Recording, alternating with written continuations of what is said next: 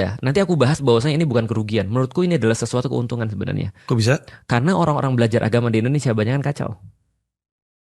Iya juga, Nih, tapi sorry, tapi saya pikir setidaknya menolong lah kalau misalkan mm-mm. dalam keseharian tuh kita dengar tuh ada orang ngomong insya Allah, terus Betul. Ah, Bismillahirrahmanirrahim gitu. ah, Setidaknya membantu lah gitu. Walaupun di Amerika Serikat insya Allah tuh ah, ah. agak kayak Arabik.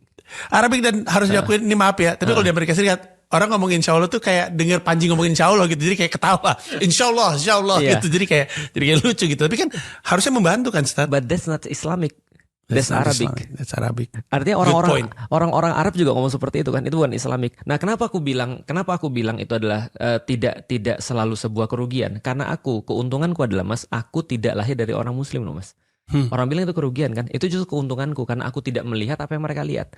Sehingga aku bisa menilai sesuatu yang mungkin mereka nggak ngerti. Contoh ya Mas ya. Baru-baru ini rupiah naik 18.000 sekarang ketika kita bikin video ini. Betul. Ada ustadz yang ngomong, jangan khawatir. Keren, salaman dulu. Saya ngelihat yang dimaksud.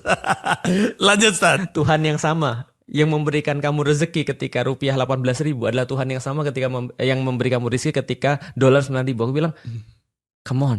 Dan banyak yang belain loh. Iya, Aku betul. bilang, ini kan bukan agama. Iya. Ini adalah kemalasan berpikir, Mas. Nah, artinya kalau kita lihat di Indonesia, kemungkinan besar kalau orang terlalu Islami, justru dia bahkan, ya, Mas pikir kenapa orang-orang Indonesia banyak Muslim tapi kita ternyata jadi bangsa yang paling gak maju? Hmm. Karena mereka sudah masuk dalam satu stigma bahwasanya agama tuh begitu.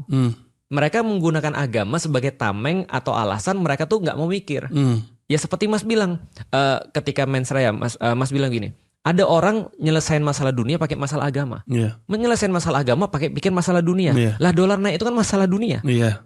Iya memang masalah dunia dan masalah agama juga karena Iya. Islam juga ngatur masalah dunia. Tapi cara untuk menanggapinya bukan kayak gitu. Iya.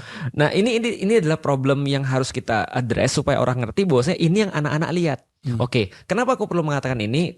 Bahwa saya kayak misalnya kayak Sani dan juga Dipo. Dipo. Mereka tinggal di Amerika, mereka dapat pikiran bebas dan pikiran bebasnya sudah setengah Islam.